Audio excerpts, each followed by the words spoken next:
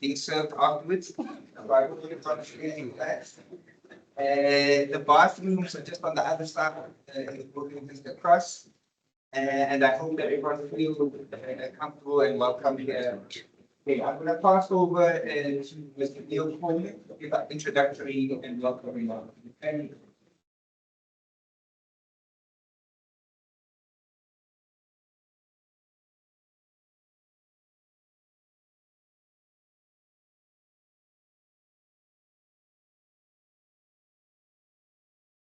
Working on? Yeah.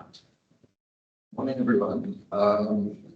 Morning, Deputy Minister, international delegates, and other esteemed guests, particularly our DTIC and DIRCO colleagues, who we're excited to be co-hosting this event with. My name, as Kamal mentioned, is Neil Coleman. I'm a senior policy specialist for IEJ and co-founder. And it's my honor to be delivering the welcome remarks today on behalf of our Executive Director, Gilbert Isaacs. I cannot attend to this. The IEJ, as some of you may know, is a progressive economic policy think tank that aims to advance equitable development and reshape economic governance so that it improves the lives of the majority. Our work focuses on improving rigorous policy-oriented research that support governments, civil society labor, and international institutions in handling and implementing forms of economic strategy. As an official resource partner to the G20 Sherpa and several working groups and task forces, one of the IEJ's key goals this year has been to help drive progressive outcomes in the G20 that champion the needs of the global South. Before I continue with my remarks, I just want to indicate that I was given a copy of the report, strictly embargoed, and told not to distribute it. But I looked through it last night, and I really recommend that everybody reads this report.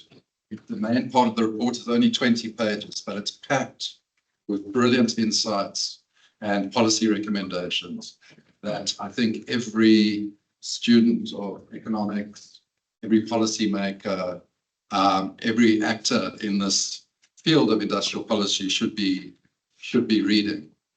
I was told not to go into the content, so I don't steal the thunder of the Deputy Minister and the other panelists, so I'm not going to go into that. Just to say as background, for too long, African economies have been constrained by a global economic order that has limited their ability to industrialize, add value, access technology, and determine their own development trajectories. Although wealthier countries used industrial policies to get where they are today, one just needs to think about Hajun Chang's book, Picking Away the Ladder. On the global stage, industrial policy was often dismissed, discouraged, or tightly policed by global rules and financial institutions. More recently, within a shifting global economic order and geopolitical flux, as well as the demands of the green, digital, and energy transitions, this is now changing. In this context, every country, both North and South, is once again turning to industrial policy to build resilience, drive technological innovation, secure supply chains, and advance their national interests. Although this is happening, the multilateral system has not yet kept pace. And in fact, the multilateral system is under severe stress, with institutions like the WTO facing fundamental challenges. Countries in the global South continue to face barriers that prevent them from using industrial policy in ways that are ambitious enough to reduce inequality, diversify economies, and tackle historical underdevelopment. This is why this report was produced. And as I say, this report does all of this brilliantly. The report has been prepared alongside the deliberations of the G20 task force, which is on inclusive economic growth, industrialization, employment, and reduced inequality. This is an initiative of South Africa's G20 presidency, which has highlighted the growing importance of sustainable industrial policy in today's global economy. As countries grapple with climate change, inequality, and the need for inclusive growth, it has become clear that industrial policy is not just a domestic tool, but a critical lever for shaping global development outcomes. And I've just come from the Social Summit, where there have been intense discussions around this question of the global trade and financial architecture, for example. Yet the deliberations have also revealed deep fractures within the multilateral forums on issues such as global economic governance, financing of industrial transitions, and policy coordination. These challenges are compounded by pushback against the SDGs and international development norms. In this context, it is more important than ever to consider how the global system can support or constrain countries, especially in the global south, as they pursue sustainable, equitable, and transformative industrialization. So in conclusion, we are pleased to be able to participate in an event today that is launching the report on removing international obstacles to sustainable industrial policy, which shows that while it is possible to set global norms for industrial policy, there's much work to be done to remove barriers to the implementation.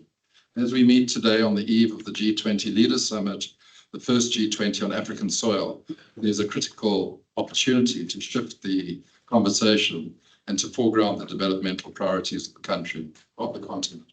Both the G20 principles and the report do just that. Honourable Deputy Minister, distinguished guests, thank you for joining us today and being part of this important conversation. We look forward to the discussions ahead. Deputy Minister, thank you.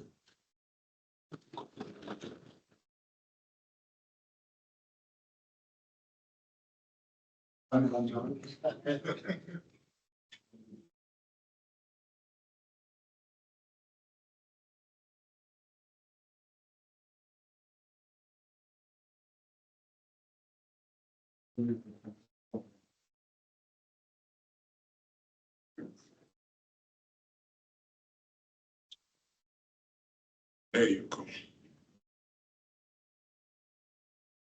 Thank you very much, Neil. Welcoming remarks, ladies and gentlemen, representatives of international organizations, colleagues, partners, and friends. A good morning to you all. It's an honor for me to be joining you today for the launch of the G20 Principles for Sustainable Industrial Policy Report, an initiative that, of course, is developed under South Africa's G20 presidency. We are gathering at a moment of profound global complexity, and I think Neil explained some of the elements of that. The point to make, though, is that the moment requires that we must have bold thinking, collaborative action, and a renewed commitment to inclusive and sustainable development. South Africa's G20 comes at a time when the world continues to grapple with overlapping crises, from climate change and slow global growth to persistent inequality, poverty, and geopolitical instability. Of course, these challenges do not exist in isolation. They actually reinforce each other, widening development divides and undermining the foundations of shared prosperity. If we are to respond meaningfully, the world must embrace transformative policies that place people, the planet, and productive capacity at the center of our growth strategies. And this is why the theme of sustainable industrialization is not only relevant, but it is also quite essential. A sustainable industrial policy is the engine that can drive inclusive, strong, balanced, and sustainable growth. It's a critical lever for advancing the UN 2030 Agenda for Sustainable Development, particularly in closing inequality gaps and expanding employment opportunities.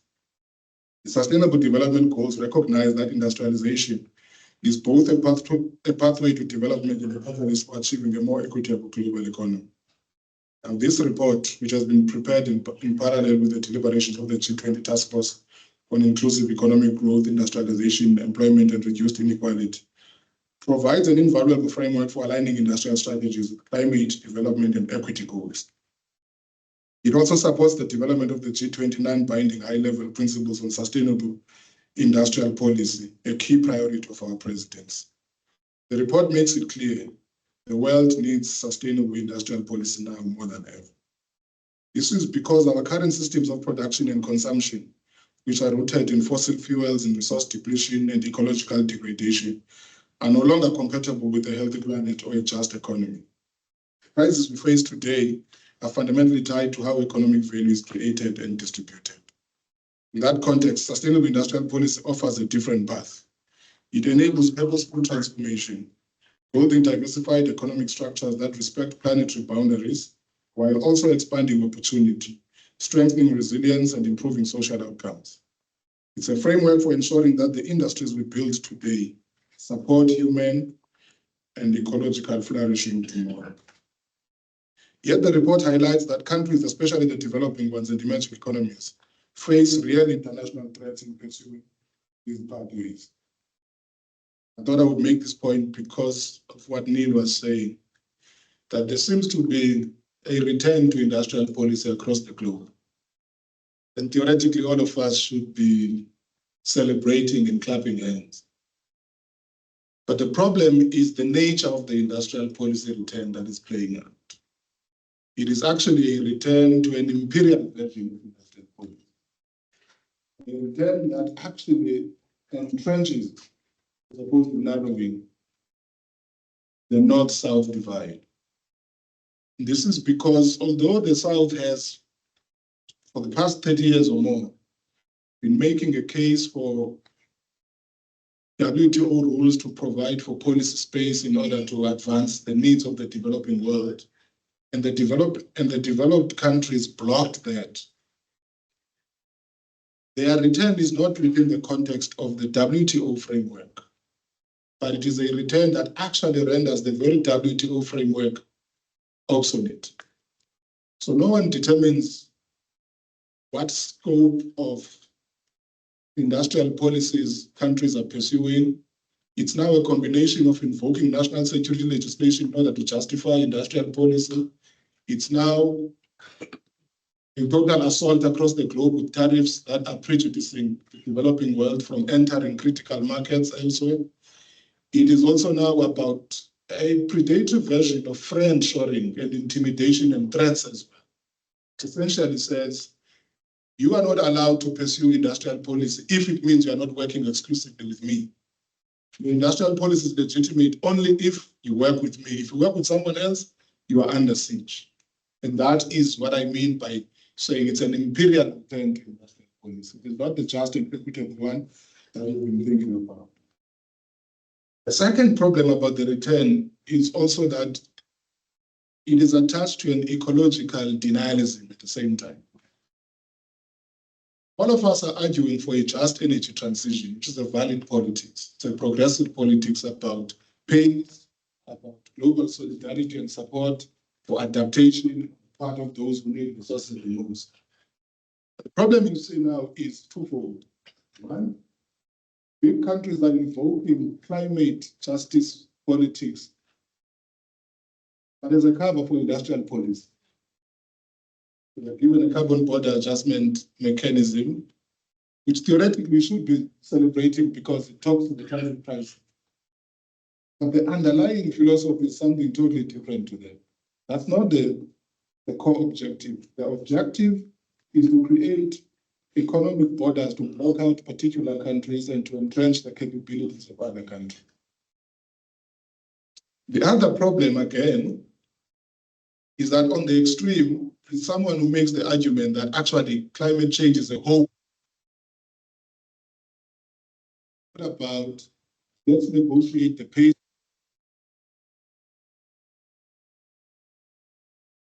So you throw science out of the window, which means there's a risk of this predatory industrial policy deepening the ecological capacity.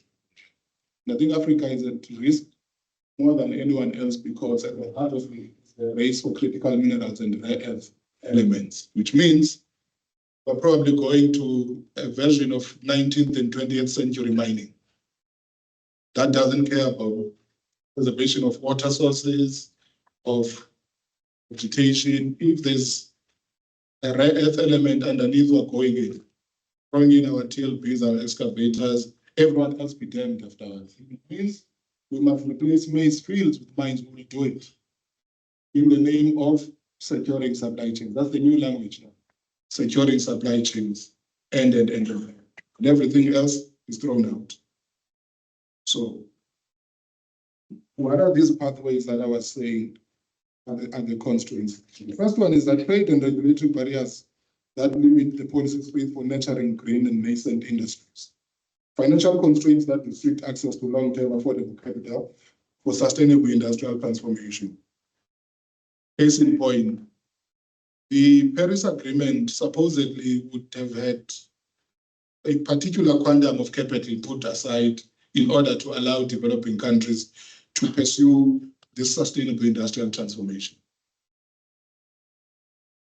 We were all working on the basis of those with more money must pay more for this global transition. And we have a problem when the ones with money suddenly say, we are no longer signing up to that thing. Not only are they pulling out their signatures as countries, but they are pulling out their bank balances as well, which essentially means the global commons that have been adopted are now at the risk of falling apart. If you cannot finance the Paris Agreement and that climate action plan, it is not going to stand. Now, I must make the point that to some degree, I'm partially happy about that. I'm happy because one of the problems with the Paris Agreement was that the experiment was imposed on the developing world more than the developed world. So we were supposed to move faster in decarbonization than the ones who are responsible for the climate crisis. I'm not saying we should abandon that, but it seems that we have an opportunity, therefore, absent the resources, to renegotiate the timelines and how we go about doing that, which essentially provides us with an opportunity to build. One thing to say, okay, let me make the South African case. We have now something like 6 gigawatts of renewable energy that has been built, but we are unable to load it onto the grid because of the transmission infrastructure constraints. If we were to stick to a 2030 timeline, we'd probably be plunging ourselves back to load shedding, not because we've not invested in green energy, but because the infrastructure necessary to enable this thing to come online has not been built, and we don't have the fiscal space to do it at an accelerated pace. The 14,500 kilometers of transmission lines we need in order to make green energy a much more decisive feature of our energy mix. We don't have the money to do it overnight. We are still trying to structure a sustainable funding model to make it work without pushing up the price of electricity as well. The third point is on technology.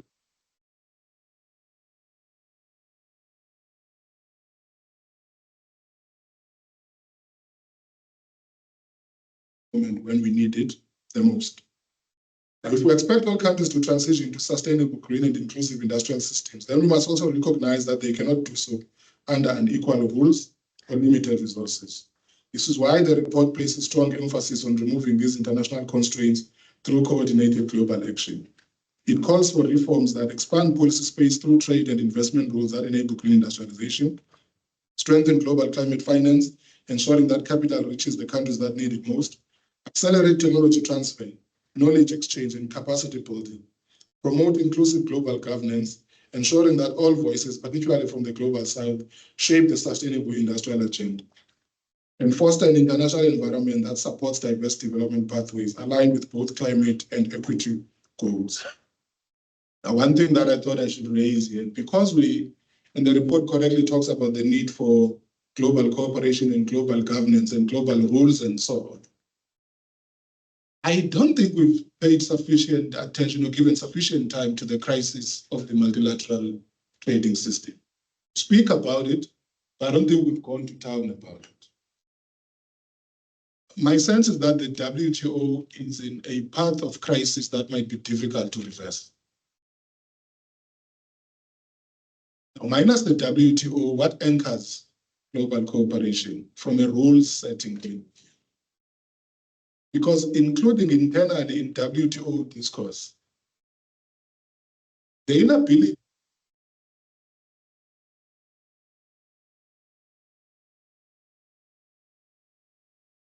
imagining alternative arrangements of decision making that actually undercut the very idea of the WTO. We now have things called plurilaterals. What does a plurilateral mean? It means if we're sitting here in this room, we are supposed to be discussing this thing, all of us. And halfway down the line, we realize that we can't agree on any of these things here. Half of this room decides to walk out and go to the other room and say, they don't agree with us, let's forge our own agreement here on the side. So we'll have this parallel agreement amongst these ones as part of the group.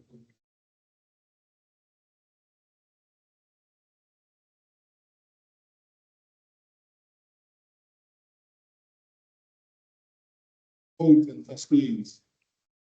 No one has any incentive, therefore, to be invested in convincing everyone else about common global agreement. We just have to find a few like-minded countries and we walk away. Now, what does that look like in the long run? It means you will have a reconsolidation of the West as the West, traditional terms, anchored around the US if everyone caves in to the tariff assault. Because what the United States seems to be doing is to renegotiate the global anchor points of power around themselves. The question is who's going to blink and how soon are they going to blink? One, you've seen Southeast Asia is now, even if begrudgingly, they are now coalescing around China, notwithstanding their own regional disagreements. Including India, that has a problem with China. They are now slowly moving towards that pole. Africa is stuck on this big point where sometimes I don't know whether we're coming or going. We are not sure whether people love us or they don't love us. We hope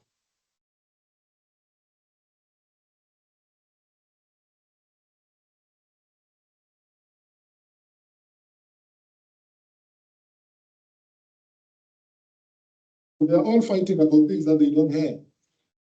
Everyone says, I need these friends in order to do.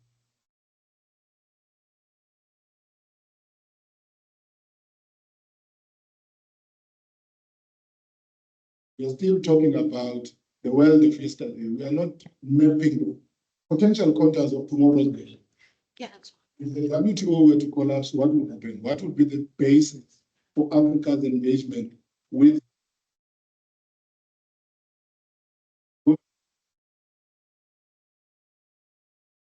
Of course, on our part,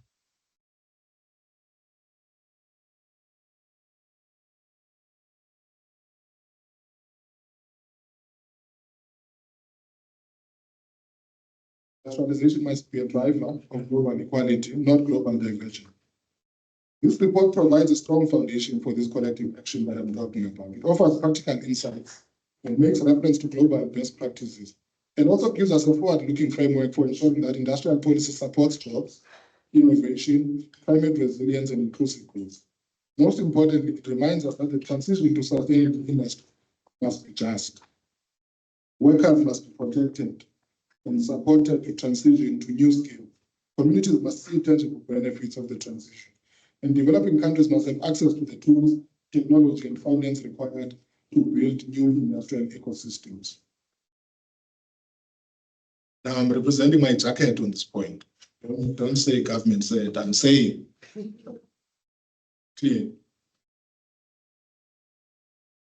We have to be very careful not to insist in new industrial ecosystems, minus the tools and the finance to make it possible.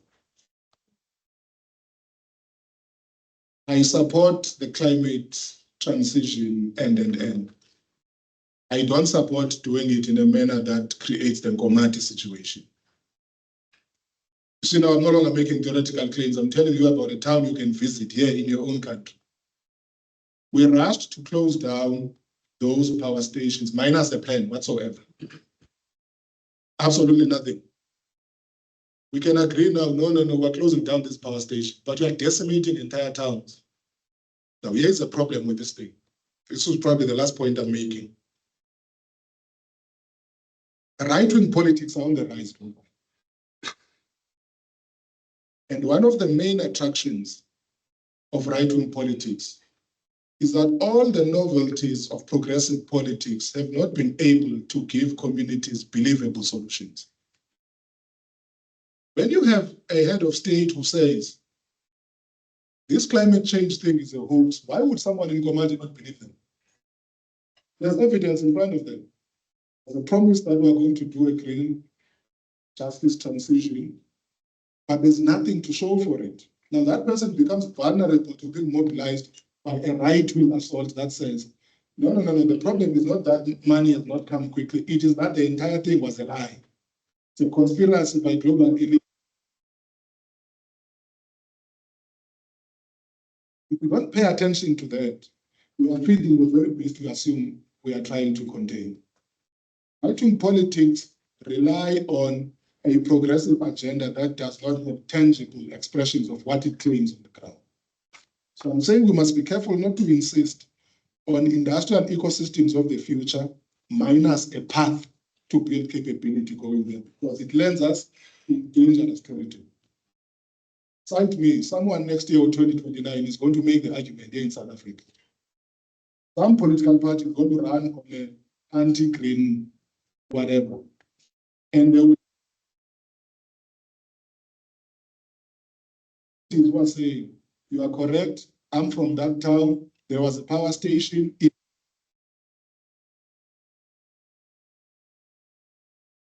Create green jobs, you're not seeing a single green job.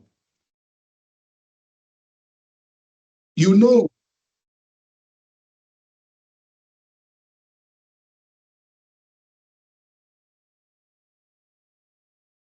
that you are going to be closing down a power station in Mpumalanga. So when you are creating the jobs, it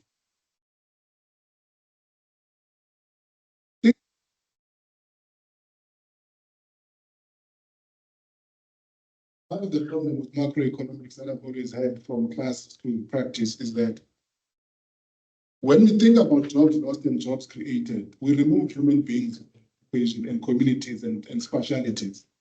We will make the point that in Komati we lost 3,000 jobs, but in Kuruman we built 6,000 jobs. And therefore, from a jobs modeling point of view, there's been a jobs growth. When you have a profession that does not recognize human beings, you must be visible.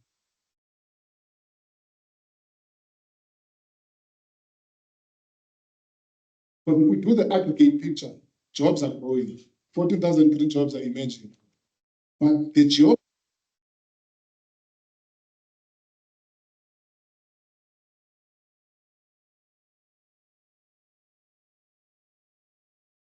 that's just they will tell you, no, we've made more jobs. Where?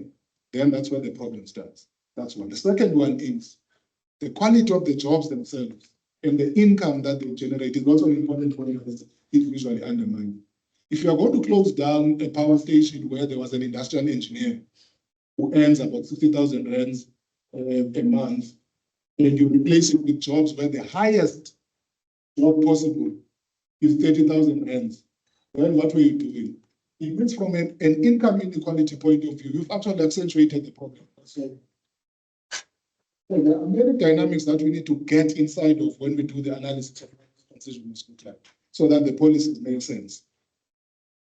Now, we, on our part, are, as South Africa, proud champions of this agenda within the G20. You know, we were worked for insisting on sustainability, in what else, equality, and they were called, it was called global PE.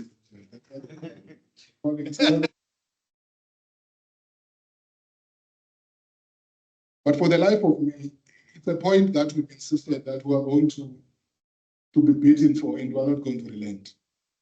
So we insist on the sustainability question, on solidarity, and equality. We prioritize inclusive growth and industrialization because we know what is at stake, not only for our economy, but for the future. Experts and the institutions that contributed to this report. Your work provides an analytical backbone to launch the G20 Principles for Sustainable Industrial Policy Report. I encourage all member states, institutions, and stakeholders to use this moment as a springboard. Let's build momentum towards a global industrial transformation that is greener, that is fair, and more resilient. Together, we can forge an industrial future that serves people and the planet, one that drives prosperity while safeguarding the foundations of our shared humanity. Thank you very much.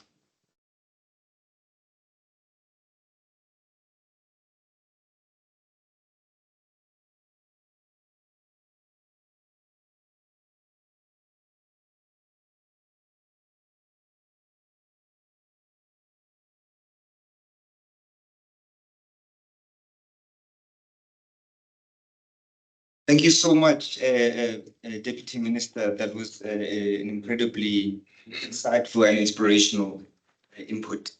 We're now going to invite Deputy Director General from the DTIC, Dr. Malebo Mabitje-Thompson, up to the stage. I've had a real honor of working with the DDG throughout the year in the sustainable industrial policies principles, where we develop them in the G20 with member states, and also throughout in the Task Force 1 on inclusive growth, industrialization, and employment. And I must say, if you're ever having a family feud and you need a calm chair who gets things done, it's Malebo. She's really been an inspirational chair, and we're really lucky to have her leading in the task force. So without further ado, Dr. Mabitje-Thompson.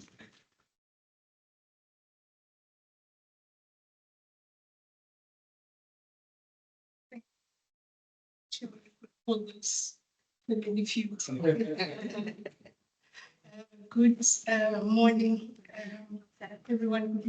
Good DM. Morning to the special guest of the DTIC, myself included, a special guest of the DTIC, and to the knowledge partners and everybody who has joined. I've just been asked today to reflect on the work. I have to expose everybody, I'm sure. To just reflect on the work that we did on the G20 high-level principles on sustainable industrial policies for inclusive economic growth, industrialization, jobs, and equality. Anytime your institution gives you that as a task, the message is very clear, right? That, take care of those times. So within the DTIC, I was given the responsibility to do this very important responsibility, in the sense that this is a core new addition to the work of the G20, which is what South Africa has put forward. And indeed, it's one of the many DM that South Africa has received a hiding for having led. And at the beginning, Kamal was part of our knowledge partner team. We were not even sure that we will get to a point where there's something that goes to the heads of state. But miracles happened, not miracles, this logic happened. And when you bring on the table superior logic, and people can't defend something that is substantially inferior, superior logic does just wins. And that's why we are here, where there are 13 principles that we have agreed on as G20 countries that will be going to the summit as part of the deliverables of South Africa's presidency. I'll just reflect on what it has all meant and some of the things that came out. I think the first thing we had to overcome was, why do you want to discuss industrial policy in the G20? We already have a track that deals with investment, and we already have a track that deals with trade. And now we can say with certainty that for the first time in the history of the G20 recognizes that industrialization is a critical cornerstone to sustainable economic development, job creation, and technological advancement. Why? Because South Africa is going to be producing a high-level principle document that shows that level of commitment to this work of industrial policy. And like the DM was saying, that we were all happy with the resurgence of acceptance that industrial policy is important. But if we don't all work together to arrest the way that industrial policy is now being perceived and pursued, we may end up with a much worse outcome than the outcome that at first was saying we have industrialized, let's kick the ladder away so that no one else has the opportunity to industrialize. So G20 of South Africa has now, in a way, put industrialization in the center of global discourse in order to be able to discipline how this will take place going forward. This work, as I've indicated, was a departure from past approaches of narrowly focusing on trade liberalization and also investment promotion as the only two important issues that you need to deal with as far as industrialization is concerned. It was also South Africa responding to what was essentially a need for a dedicated, holistic a discourse on industrialization that integrates social, environmental, technological, and institutional dimensions of how we will develop in a more sustainable manner. And of course, having won the need to have that discussion at a global level, then the next issue was what actually do we discuss and what don't we discuss. So everyone was agreed that we've got global problems.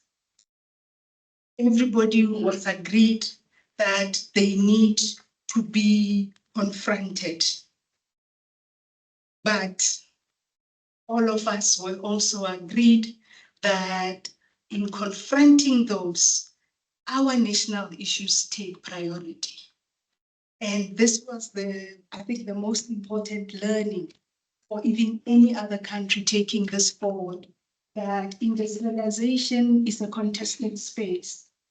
For now, it has been designed as a national response to national problems, and it has not been conceptualized as a global solution to global problems. And what we have done is put forward a framework that helps that level of conceptualization of industrial policies going forward. But in the midst of the discussions that we were having, we were confronted with that. And you could see it in the interventions that although we all agree sustainability is important, it's a global a requirement, there was this push that industrial policies are national. And you could see in the interventions that local interest, geopolitical ambitions, and domestic political constraints were guiding the level of ambition more than what it is that we need to solution for as regards sustainable industrial policies. And DM touched on it, but it became very clear, DM, that if we go with the global denialism and all of that, we're going to be going into a la-la land of confusion. What is actually at stake is that there's a fundamental tension between what the world needs and what countries are willing to do. And making us focus on global denialism, politics of delays, kicking the can down the line behavior, and insecurities, which is the biggest thing that are embedded in what will be the potential and perceived shifts in global power and global value chains that will result if all of us were to agree towards a global solution. So it's not about the solution, it's about the shift of global power and who will continue to have what, which is the most important binding constraint to us getting a globally sustainable response in the form of industrial policies that work. I think in conclusion, because I'm not going to necessarily talk about the principles themselves, I would just like to indicate that as regards industrial policy going forward in global discourse, the big areas where there are big limitations on how we can move. It's on who controls critical intellectual property, who becomes the center of clean technology production and clean product development, who gains and loses in global markets, stemming from the sustainable industrial policies that we are pursuing. And if these questions are not centered, but we are still dealing with the denialism and all of that, what we are going to find is that we will not be able to push forward meaningfully discourse on sustainable industrialization. And what we are seeing, a fragmentation of rules that secures exactly this, the benefits and the responsibilities, they will all be increasingly undermined, because what is at stake is that the realignment is on course, and everybody's trying to find their place in this change and in the global value chains. The third bit is that developing countries, particularly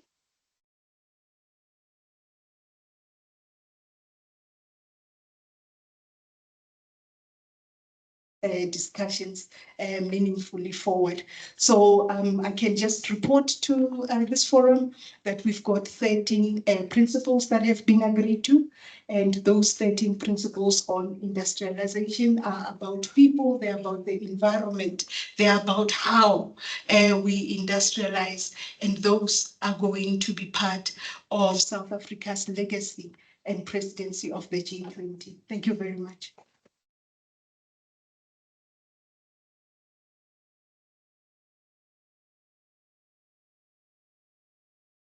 Thank you, colleagues. Thank you so much,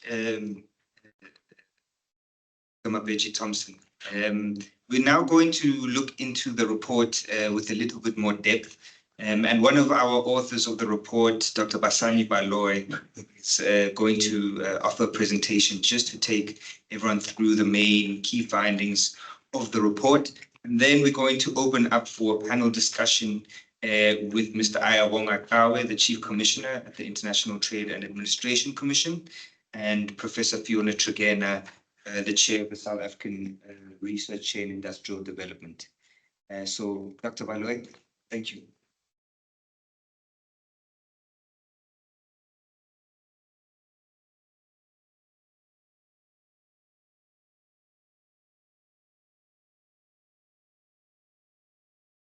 Good morning, DM, Honorable DM, distinguished guests and colleagues. I've been introduced as Basani Baloy from the Institute for Economic Justice.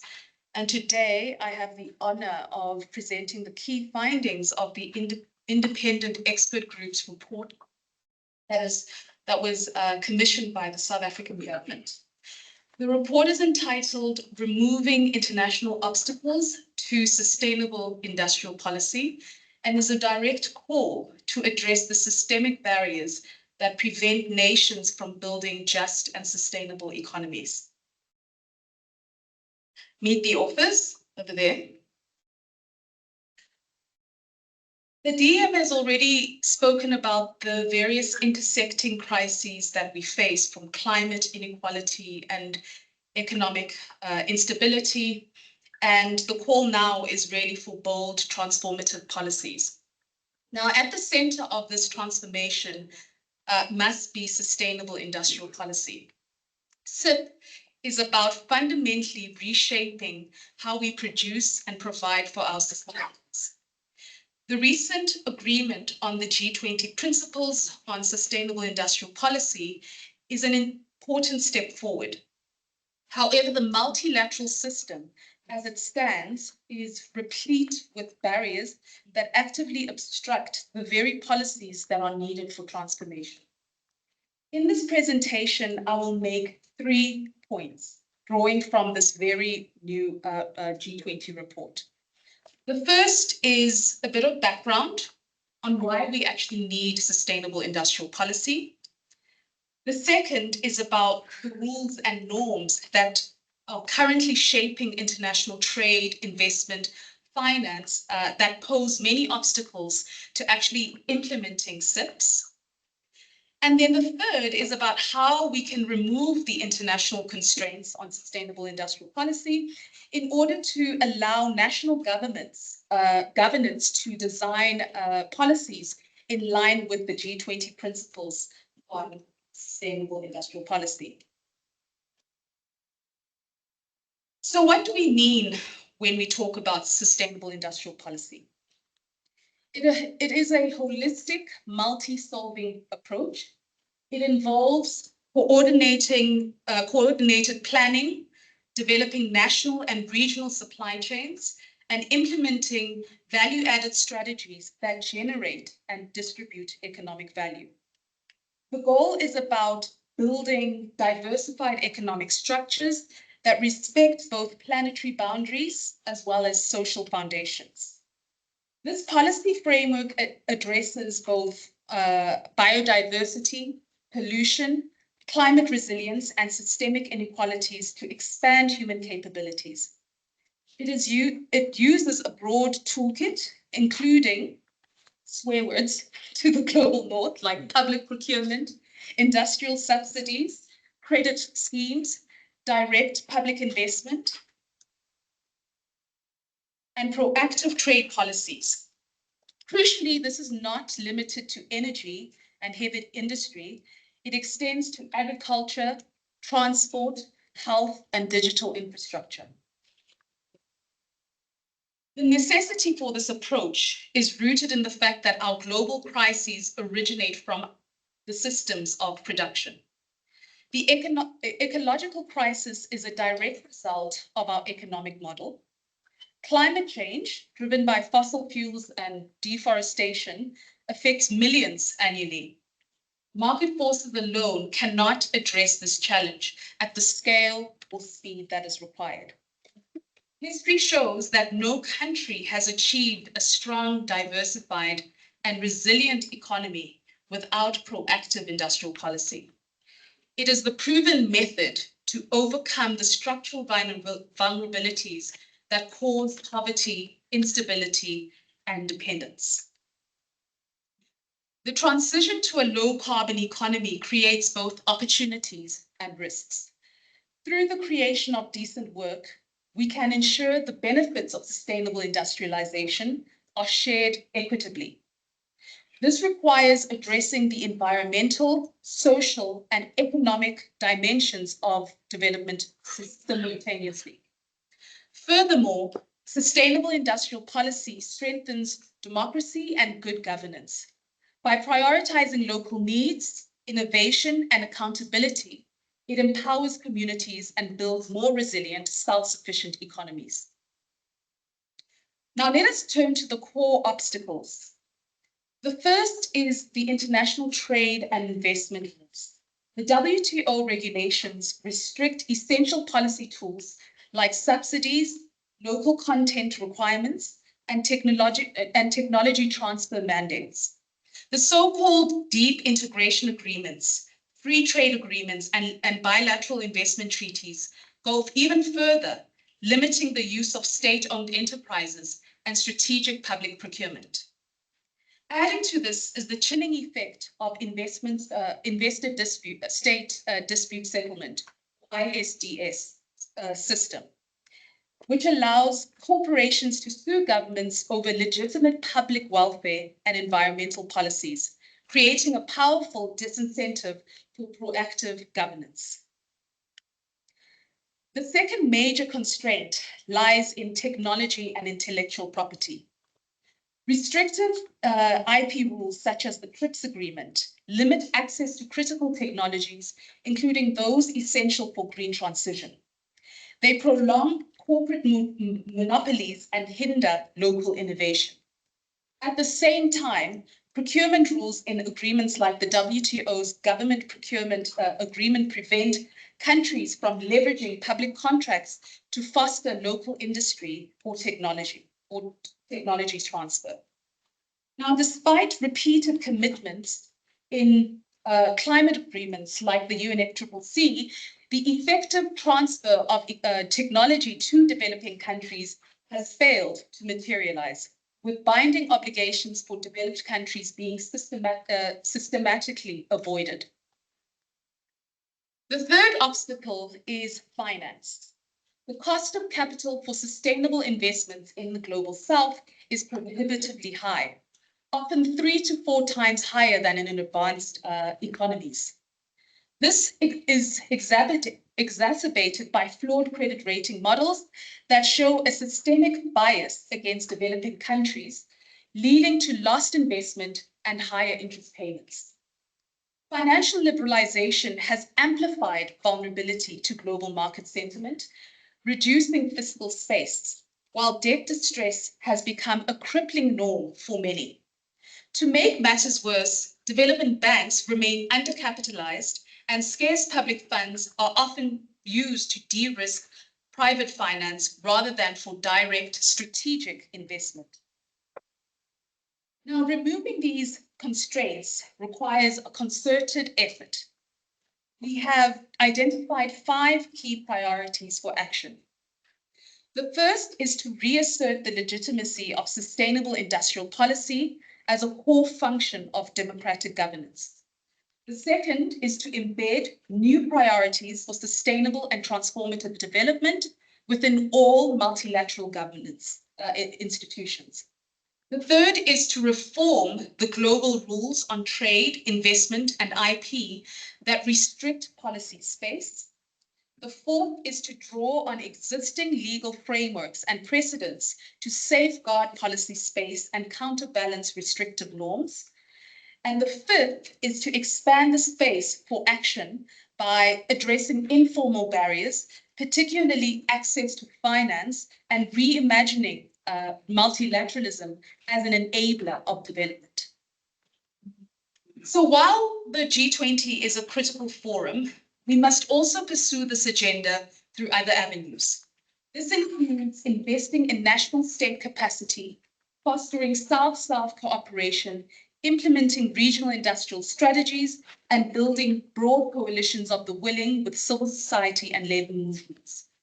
The current breakdown in the global trade consensus should not be seen as a crisis of multilateralism, but as a vital opportunity to reimagine its purpose and practice, and to build a system that is truly fit for the challenges of the 21st century. Thank you.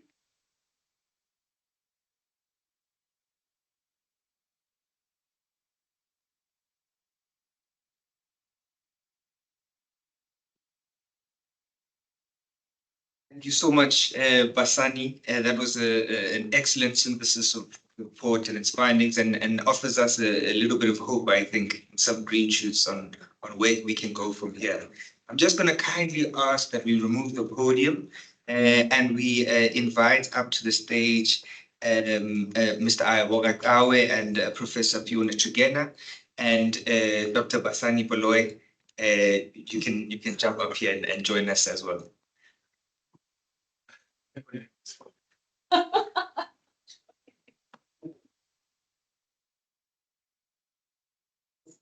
Whenever you're comfortable.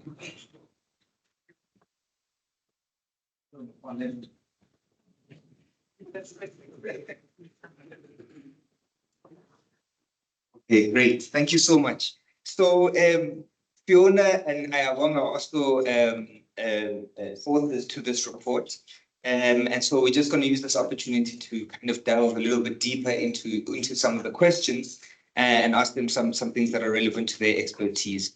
So just to start with Professor Chugena, we'd like to get a sense of, ever since, for example, the Inflation Reduction Act in the US, kind of China's aggressive industrial policy, and of course, policies in Europe like CBAM, etc.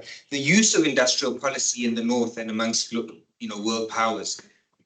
What is the impact of that on policy space for global South countries? Good morning to Deputy Minister, to DTIC, to everybody else present. We're really happy to be at this launch event report. encourage everybody to read it. I think it really does look at the current debates. Yeah, I think, Kamal, as you pointed out, there is this well-recognized resurgence of industrial policy internationally. Dean also spoke to it in his input. As has often been said, industrial policy is no longer the kind of the dirty word or some of that crazy lefty thing that it was sometimes characterized as. Interestingly, even during the times when it wasn't so widely accepted, it was still widely practiced, just under different terms. But yes, certainly there has been a shift, a kind of mainstreaming of industrial policy, and also of the recognition of it to be inclusive and sustainable. Yes, it's a focus of this particular report, but it's not something which is kind of out of field at the moment. It's widely recognized. Of course, and Deputy Minister also picked up on this in his input, industrial policy means different things to different people. In terms of the goals, the tools, and the limits of industrial policy. Sure.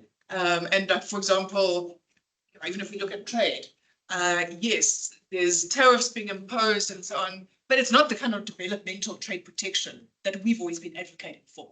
It's more some kind of right-wing nationalist trade wars and so on. I'm not convinced that that opens up space for developmental trade policy. Sure.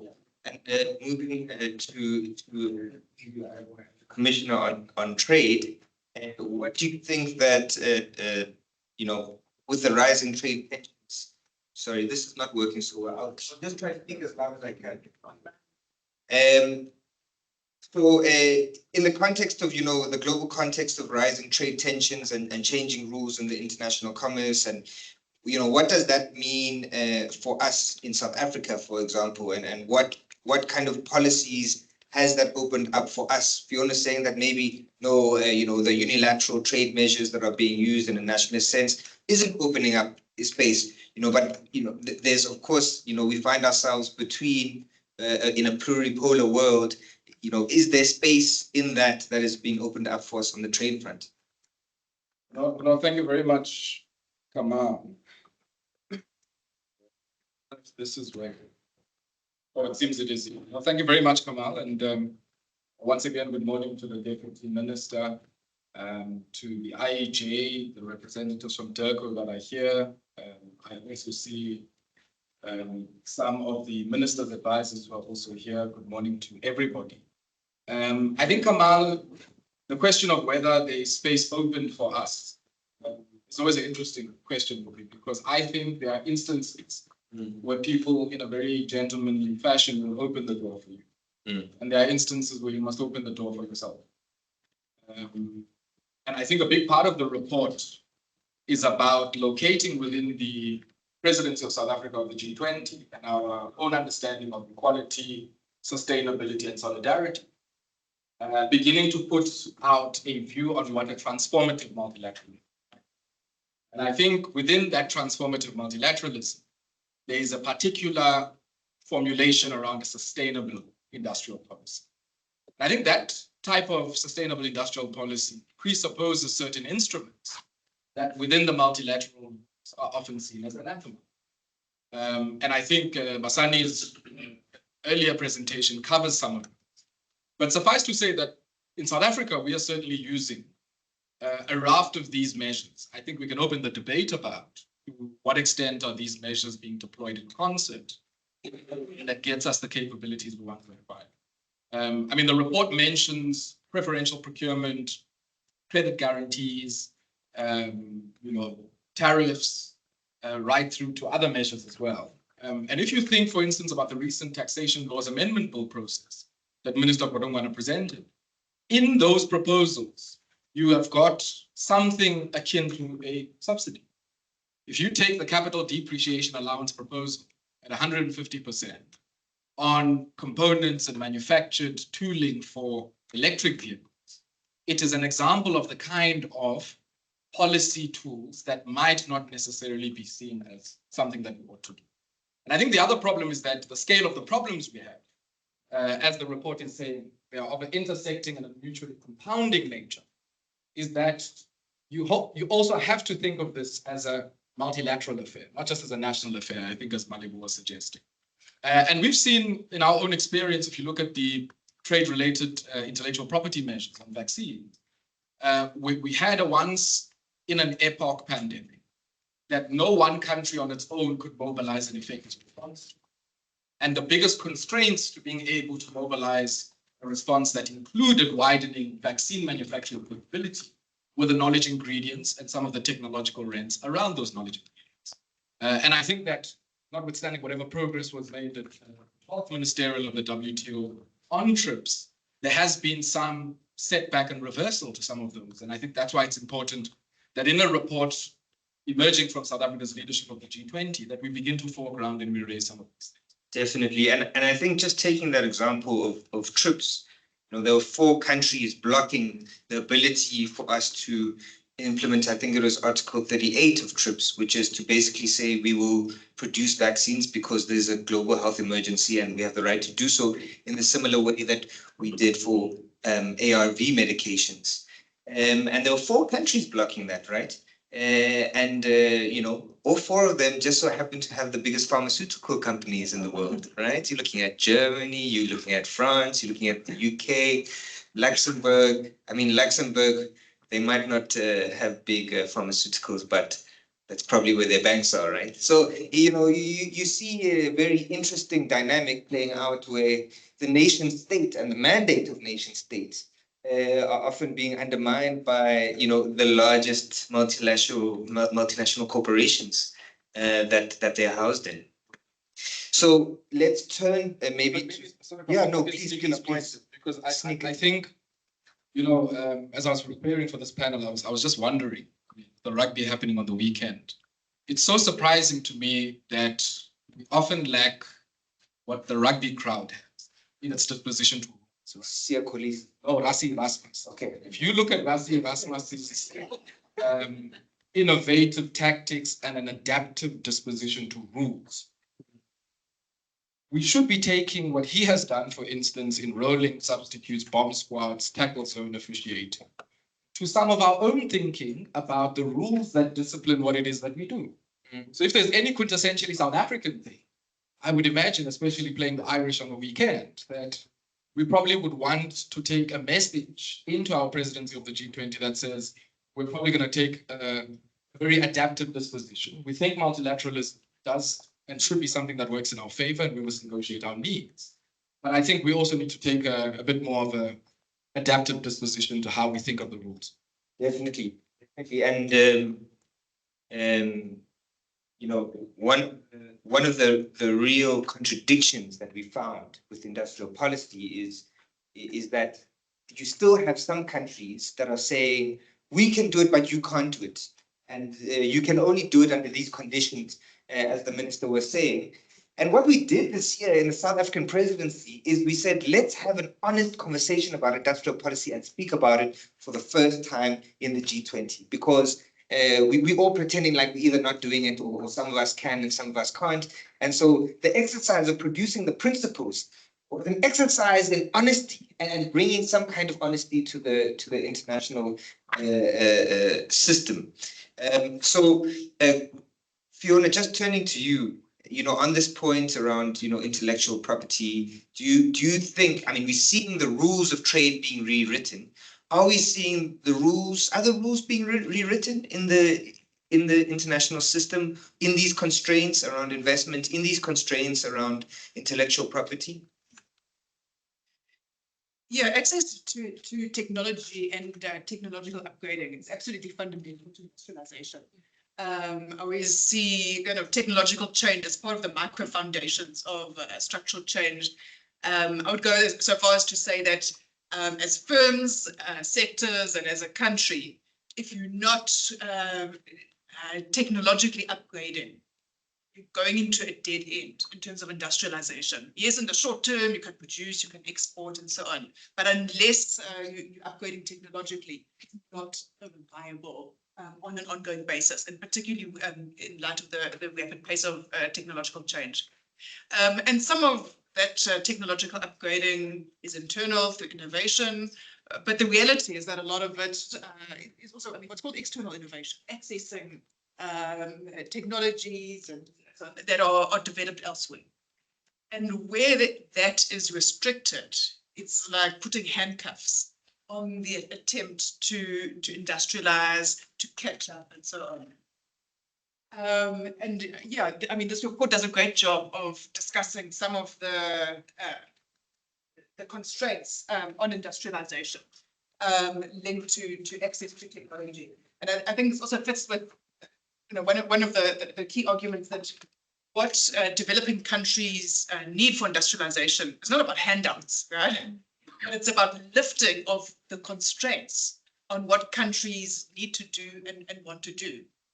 So, I mean, I'm looking at the report, I mean, specifically in terms of technology and intellectual property, for example, looking at how TRIPS and TRIPS Plus limit some of the access to technologies, to manufacturing know-how, and so on, that enable countries to upgrade, to diversify, to industrialize. Some of these, for example, are about extended patent terms, data exclusivity rules, protection of trade secrets, digital trade opacity, and so on, and the limitations that these impose on public policy tools, tools of industrial policy, like preventing public oversight of digital platforms, AI systems, and so on. And some of the TRIPS Plus provisions even go further because they restrict some of the flexibility that had previously been built into TRIPS to promote technology transfer. And I think a case in point is if we look, for example, at the green transition and the imperative of green industrialization, industrial policy, and so on. And of course, there's various constraints on that, skills, finance, and so on, but technology is one of the key constraints. And I think you know, it really exposes some of the hypocrisy of the advanced economies. With okay, I mean, we all recognize how absolutely fundamental the green transition is. We know that climate change is an existential crisis facing humanity. But even where there is a will to shift production to cleaner production, and we know that in some of the manufacturing industries, metals, textiles, auto, and so on, technologies are out there for doing it in a cleaner way, but we can't access those technologies. Then what does that mean? And we can do it. We know how to do it. We're just not allowed to do it, right? And I think, you know, this also brings us to another kind of constraint, which is the financial constraint, right? We saw, for example, one of probably the only real tangible kind of success of the G20 in the last 5 years, if I may be so bold to say, was the DSSI, the Debt Service Suspension Initiative, right? That suspended $12.9 billion US dollars in debt servicing. But in that, this initiative was open to all countries, right, who were low income and who were in debt distress. But more than a dozen countries chose not to take it. You know, I mean, imagine your bank says you're in a crisis, and your bank says you don't have to pay this month, and then you're like, no, I want to pay even though I don't have enough money to do so. And the reason for that was simply because a lot of these developing countries feared the impact of the credit rating institutions and private capital markets. And they think that if they took the debt service suspension, they would be locked out of capital markets, similarly to how Zambia was for the nearly 3 years it's a debt restructuring. And so this speaks to another constraint, which is finance, right? We often are worried or scared to take action because we're worried about, mass capital outflows and those kind of things. But we know that industrialization requires stable developmental financing. And so the constraints on this, right, debt pressures, capital flight, limited tools for regulating capital flows. Can you talk to us about some of these constraints and And I mean, perhaps you could bring in something that you were a strong advocate on around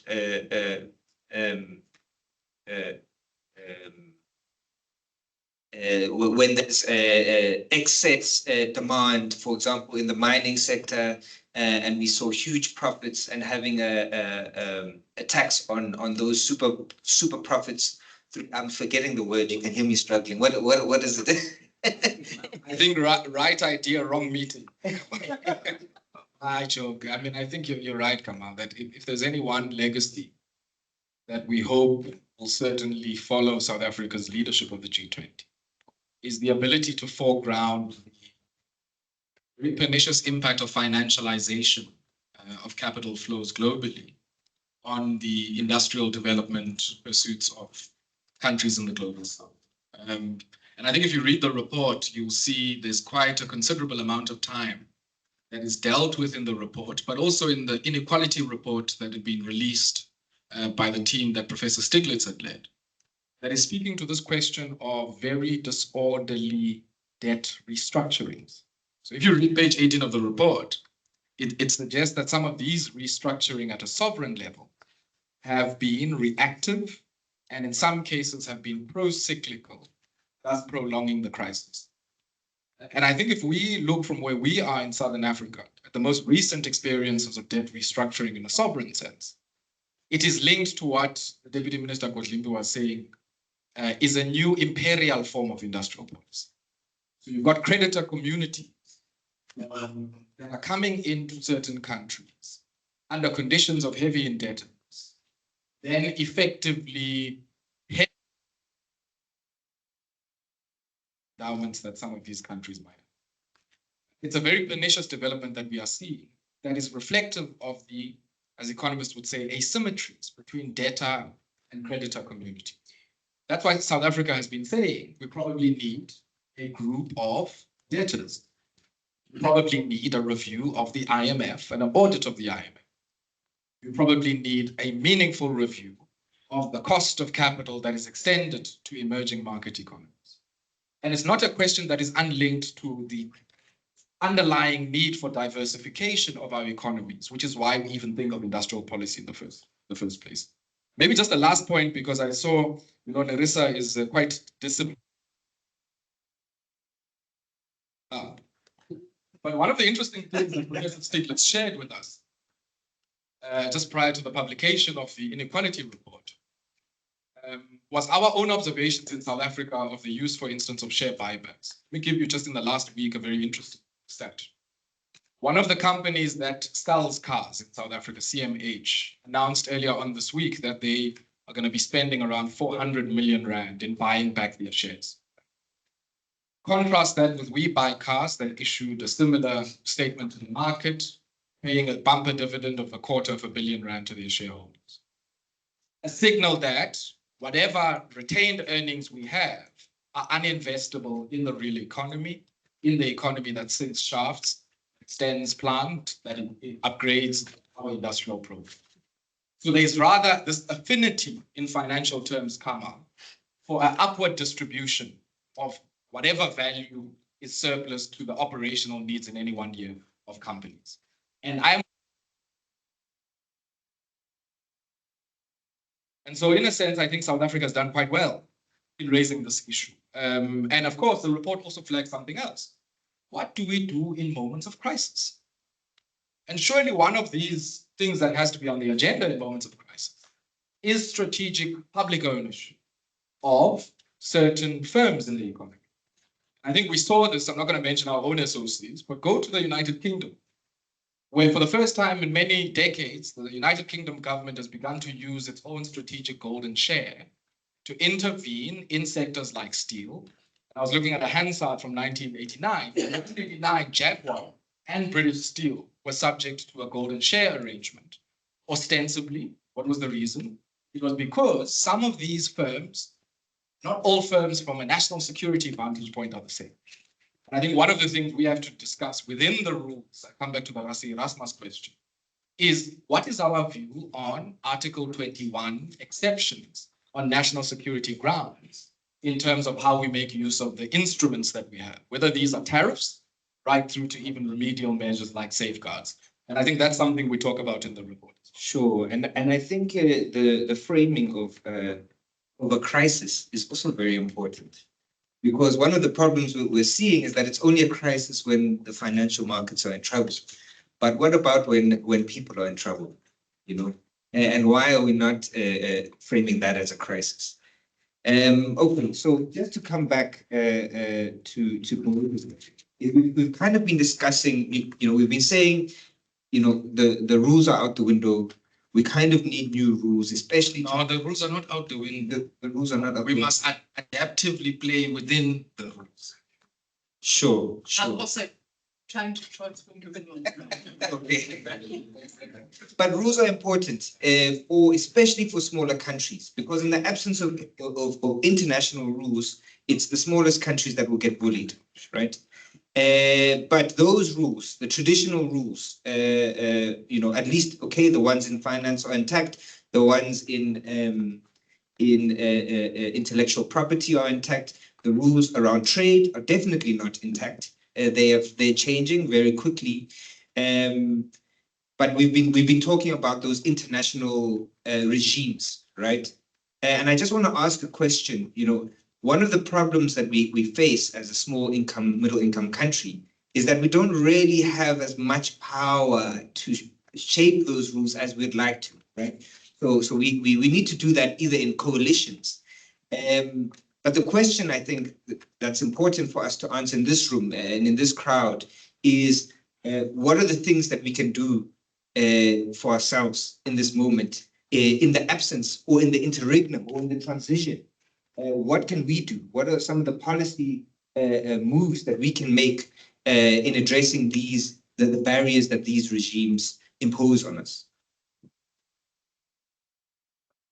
And the minister is listening, so we're going straight to the top of these answers. Yeah, look, I mean, I think when we look at multilateral initiatives like G20, it's really the focus is about. I've just started, and you're giving me. Can we be protected? You're protected. You're protected. Yeah. So I think multilaterally, it's really about policy space. Right? The G20 principles, they're key in terms of South Africa putting this on the agenda and trying to lift some of the constraints and so on. Obviously, we would have liked them to go a lot further, but it's in the nature of these kind of multilateral initiatives. We've got to get agreement and so on. And I think they're really important in terms of putting things on the agenda, emphasizing inclusivity, emphasizing sustainability and so on.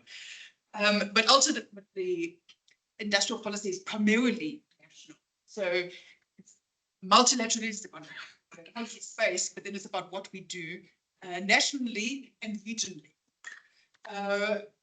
In my view, South Africa is still not adequately taking account of the opportunities of regional integration through the AfCFTA. South Africa is potentially a massive winner. And I'm not saying a winner at the exclusion of other countries. That's the whole point, right? It's not supposed to be a zero-sum game, right? In terms of the opportunities of regional markets and so on.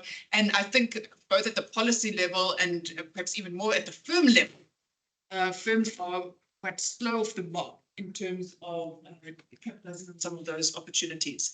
Nationally, I mean, I think we've got good industrial policy in South Africa, right? But it's about scale and it's about policy alignment with macro and with other policy domains. Because in order for us to kind of reverse some of the losses in the industrial capacity that we've had, to get into new markets, to upgrade and so on, it's going to take what we're doing already, but on a greater scale and more coordination with other. Yeah, sure. Let me try, Kamal. Pressure of 120 seconds that I have. You're protected. Thank you very much, Chair. Maybe just two things I want to say in trying to respond. President Mandela, speaking at the WTO in 1998, said something very interesting. Let me just briefly quote from him. He said, "We must start by a reaffirmation that the building of a multilateral rules-based system is fundamentally correct. Powerful economies must stop applying unilateral measures, and the developing countries must negotiate their specific needs within this framework. Rules are respected when they are above expediency in perception and in practice. The developing countries should now give leadership to the development of a positive agenda that fully addresses their needs. I read that, Kamal, and quote President Mandela, because I think there are two things I take from there. The one is that it is the responsibility of developing countries who navigate and fight for their own needs within the multilateral system. And it's for that reason that we also have a vested interest in reforming the rules, as Fiona said. We're not interested in autarky, not interested in closing our economy out. We only at best have 90 million consumers. We're not a big market. So we have a vested interest as a tradable or a sector that is an economy reliant on tradable sectors to generate its growth and give a fillip to its own economy. We are reliant on rules that work in perception and in practice. And I think the issues that emerge, for instance, in the report about whether we are thinking we're punching above our weight. We've already mentioned the TRIPS issue. There's also a discourse in South Africa at the moment that on investor-state dispute mechanism, we are one of the holdout countries on the laterals that the Deputy Minister speaks, and one that is on investment facilitation for development. We, alongside India and Turkey, are seen as the ones who are holdouts. Go to the e-commerce moratorium on electronic transmission. We are the ones who are seen alongside India and others in the global south as holdouts. What does that say? It says, whatever JSI, joint statement initiatives or plurilaterals you might create, there is nothing that still has the veneer of global consensus, like the agreements that would have been signed by all members of the world. And so whether you are a small country, in the bigger scheme of things, the fact that you are not willing to lend your own conciliatory voice and consensus to some of these agreements can never mean that in the post-1945 order, that any of these agreements that will emerge are effectively of a multilateral nature. I think we must accept that first. That we are going to a world now, as Basani was saying, where we are going to be balkanized into friends and foes of those who are big, and those who have scale, and those who have might, and those who have power. And I think sometimes I suspect we are more pious than the Pope about the rules, when effectively the consensus in the room has left, or where I would argue, the deterrent and the punitive sanction that arises from breaking the rules is actually not there because you don't have a dispute settlement system. Now, I mean, I'm saying these things and it might seem like I'm a bit, say, what's up with this guy? Is this a plotter or whatever? No. The point is this, is that the nature of market competition in the world market for most goods is not the steady stream of water that it was in the 90s, or what it was perceived to be when the General Agreement on Trade and Tariffs was signed. You did not have chronic rather than episodic structural overcapacity from China in glass, steel, and many other sectors. You didn't have the same chronic overcapacity from the Eurozone in agro-processing goods. It was not kind of a foregone conclusion, a fait accompli. It is now. And sometimes the rules, as we argue in the report, assume as the aspirational template some steady stream of market-efficient competition when no such thing exists. And I think we must accept in whatever multilateral order in the coalition of the willing that Basani was talking about, that we are going to have to create a framework that at least takes into account imperfect competition in specific product markets. Thank you so much. And on that, I think we'll just open very quickly for a round of 2 or 3 hands. I see one hand here, Dr. Mawasa, 2 hands, and any other hands? 3. Okay, we've got those 3 hands. It's just over here.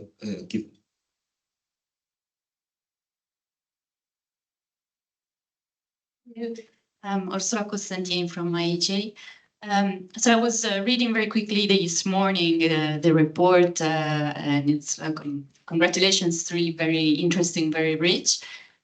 Just apologize in advance if maybe I missed parts of it, but my impression is that there is an omission, which has to do with the demand side of the story. So austerity policy in the global north is the first and foremost obstacle to industrial sustainable policy in the south. And this is because industrial policy in the north does not create jobs, does not reduce inequality, and thus does not create demand, global demand and global growth. And thus it reduces fiscal space in the south. So that points to a possible coalition as well, because global north is not a monolith. So it's and often trade issues are not really debated in those terms, the global north. But there is an electorate that could be sensible to that. So my question is: have you thought of bringing these issues to progressive environments and organizations in the global north? Just quickly, one second comment about what the deputy minister said about precisely the impact, like looking at what jobs does industrial and how many jobs does industrial policy create. And I have the impression that when we talk about South-South trade, we often think of it as necessarily a good thing. But we know that actually the income distribution that is associated with it is more unequal than the North-South trade. So my question there is South Africa considering this issue when it comes to African market integration, regional integration, so that South Africa doesn't replicate on a smaller scale these sort of hierarchies that exist on the global level? And whereas instead more globally, whereas BRICS can be a framework to address these issues related to South-South trade. Thank you so much. Chris, Use the microphone. if you don't mind, so that the people online can hear as well. Sure. Thank you. My name is Kwezi Mabasa. I'm an academic at WITS and also a member of the ITAD Ministerial Advisory Committee. Two questions from my side related to the political economy of industrialization. The first one is around the role of the state. There are some people who argue that you need sort of like market-led industrial path, and that contradicts the very history of industrialization, especially in the 20th century, because it was mainly driven by active state intervention. So how do we deal with this question around the delegitimization of the state in the process of industrialization? Second question has to do with what I call the cheap labor thesis in industrialization. So the argument that if you want to industrialize, you must decrease labor costs and move away the rigid labor laws, especially in countries like South Africa. And when people normally posit this argument, they draw on the experience of East Asia. And I find that quite problematic because, of course, of the inequality that we have in the country and the fact that you do need demand to pursue industrialization. So what are some of the key sort of recommendations from the report that I hope are refuting this cheap labor thesis in industrialization? Excellent. Thank you so much. And then the last question is just here at the front.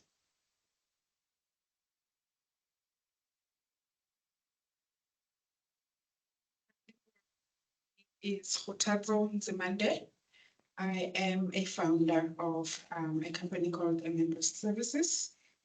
So in the past 9 years, I led sustainability transition in corporate settings. So I think one of the reasons that I find myself here today is that, being in the leadership position in sustainability at the time when it started, I kind of identify gaps for South Africa, where we can just perhaps dive in and just try and saturate the space. So a lot of companies in South Africa at the moment, they are reporting their sustainability KPIs, right? I think a lot of listed companies. So, and my company was one of the company that I worked for was one of those companies. So, essentially the technology that assists with, collecting and measuring the data so that we can report the KPIs rested with me. So a lot of companies approached me with the technology, and what I've identified was those companies resignated from outside the borders of South Africa. And I did an intensive research around the topic, and I started researching locally to see if there is local players. And I couldn't find any local players. And I kind of like, felt sad with the fact that it's kind of like an Uber of sustainability technology, where we have companies that are outside the country coming in and serving this market that is growing and is very big. A lot of companies that are in South Africa, they are using those companies that are outside the country. And I think I had a very crazy idea to kind of launch my own sustainability advisory company and sustainability technology. So I think we are one of a few companies, if not the first one in South Africa at the moment. And I am so scared about it because it's new for me. And so I think I'm here today more than anything asking about the support, if anything, just not diverting too much from the topic, but the timing is right. Sustainability is part of, the government strategies, but the local players, the support that we get from government as the entrepreneurs, the startups. And my dream is to scream sustainability technology from the top of my voice, hit in Soweto will know what it is. And I feel like it's a new industry that is developing, that is emerging. If we talk about inclusive growth, this is where we can realize some of it, So just maybe touch on that, Thank you so much. Okay, let's take one more question. Let's keep the question. Okay, two more questions. You have 20 seconds. Thank you. Yeah, but Nerissa, please also show them the sign. I am almost complaining that there is no keeping on the questions. No. No pressure, come on. My name is Vera Shan. I'm with the Open Society Foundation. It's happy to be here, and I've enjoyed the conversation so far. Thanks for that. So I have two questions. I'll be super quick. One relates to this. I think one of the other questions. The first person raised a question around job creation. I'm curious in the process of the energy transition, one thing does worry me is how are we thinking about jobs in a way that the places where the transformation is most acute, how do we create jobs in those same places that will either up-level them so they win from the transition, or at least they maintain the same level quality of jobs that they currently have. So how is that in terms of industrial policy? How are we thinking about that?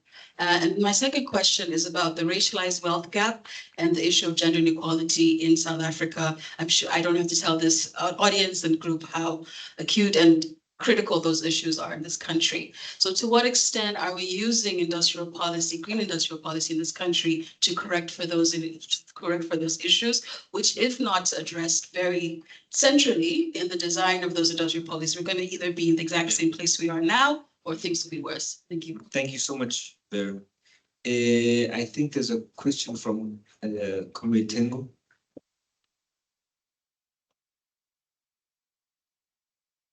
Thanks very much. I wanted to get a sense, it appears what the chief has been raising is that the multilateral global trading system is working. And my contention is that I think actually the global multilateral architecture today is facing quite significant challenges, because it seems to me that if you look at EU, US, there's a proliferation of green protections, which actually is undermining the very global multilateral architecture. So I think the idea that if we work within the rules, we could say, I think we must appreciate what the fact that global materialism has broken down. That's where we need to start from. That is not working, it's, and it needs to be honest. So that's my first point. The other thing is that I think we need also in South Africa to, if we are to be the champions in progressive industrial policy, we need charity. And charity must start at home.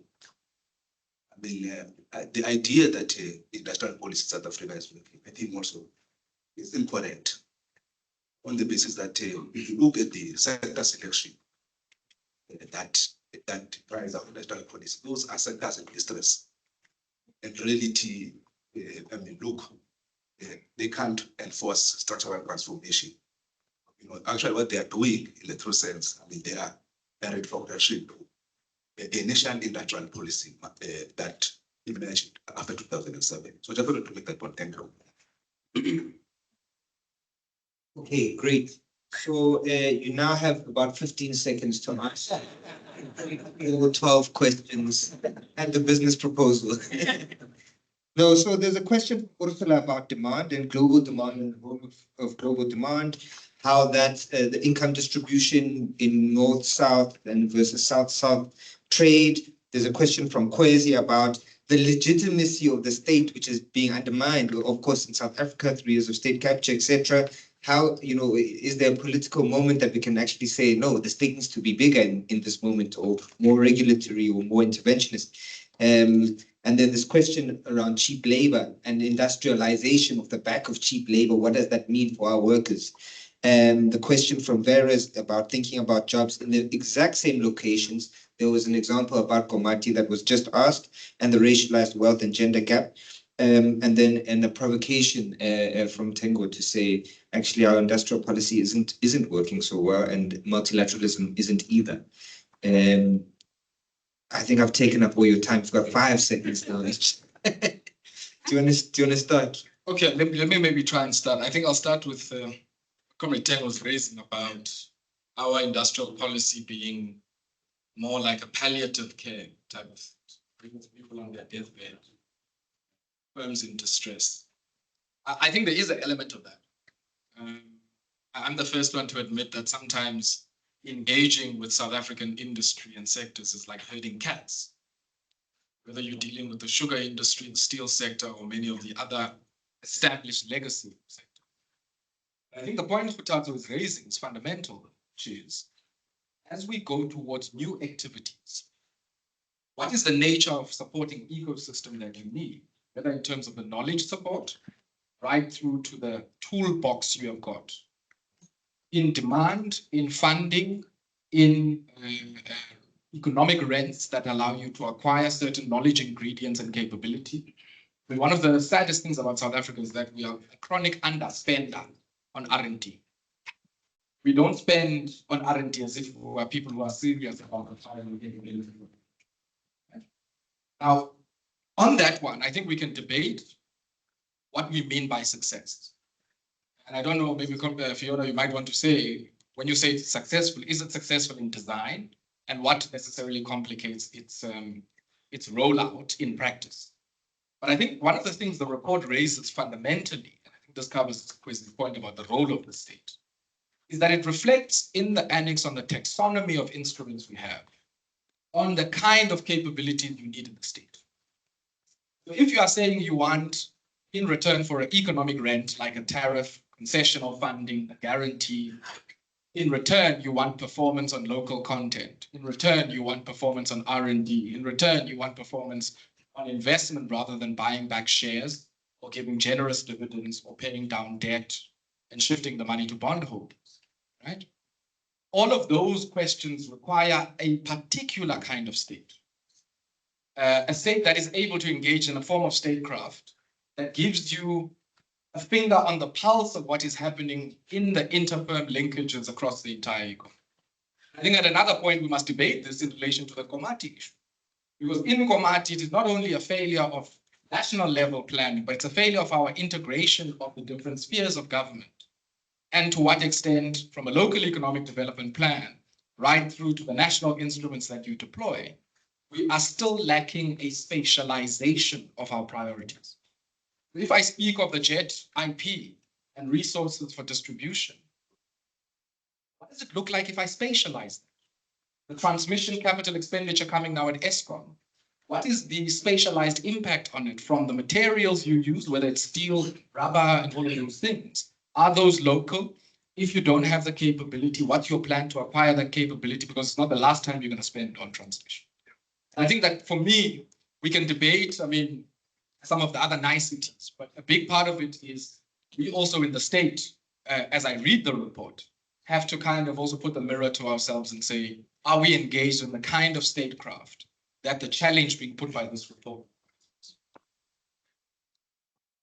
Exactly. Let me add on a couple of them. First, in terms of the role of demand, yeah, I think it's absolutely fundamental because someone has to buy what you manufacture. And it's national, it's regional, it's global demand. But from a policy perspective, I'd say, yeah, we have less or minimal influence on global demand from advanced economies, even if you pursue the types of partnerships and so on that you were mentioning. But practically, the influences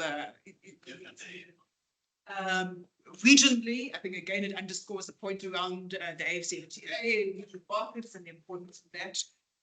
Nationally, what are the levers for increasing demand? Is macro policy and not having austere macro policy.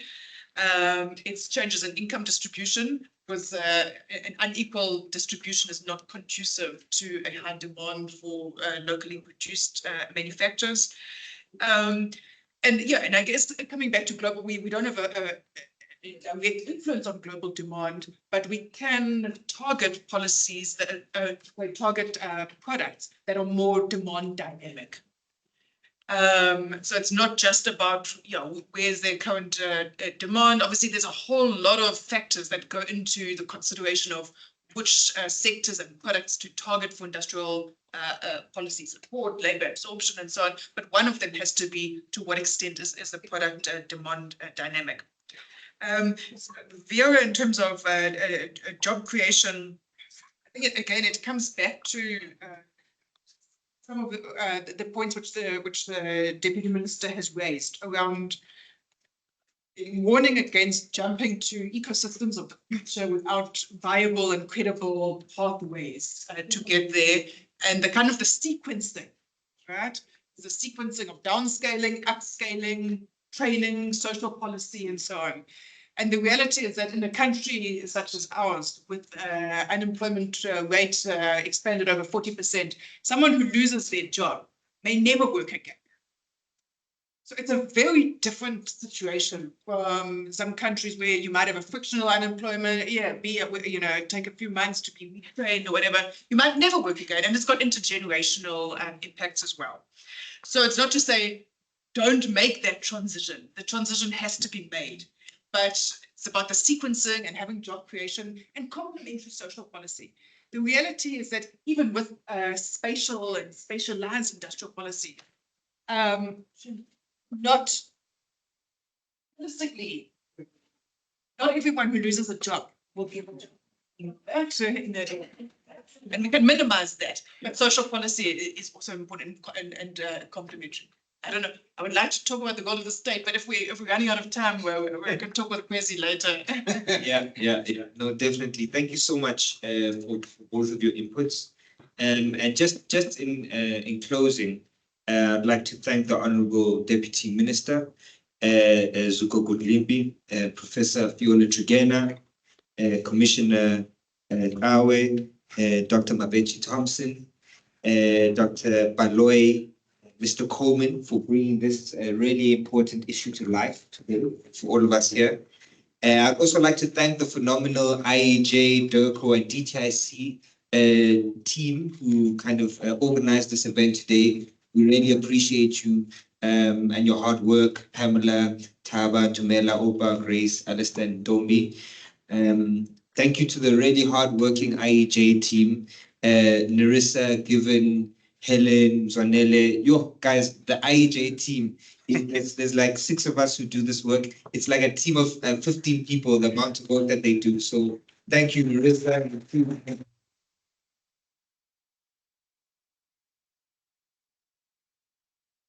Thanks to all of you here who came today to engage on this issue. We really appreciate that you made the time to come out. Yes, of course, all of the people online, thank you for joining us online. And yeah, I think this is an important moment for South Africa as our G20 presidency comes to an end. But it's also an important moment for us as we think about how we reframe the rules of industrial policy, of the international financial architecture, and of global governance. And on that, I hope everyone has a wonderful afternoon ahead and enjoy the rugby on Saturday, as long as getting the first round of drinks at the Malebo bar. Thank you.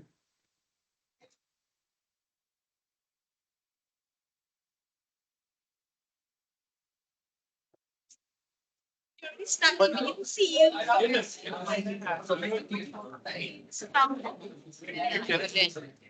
Oh, G20 back.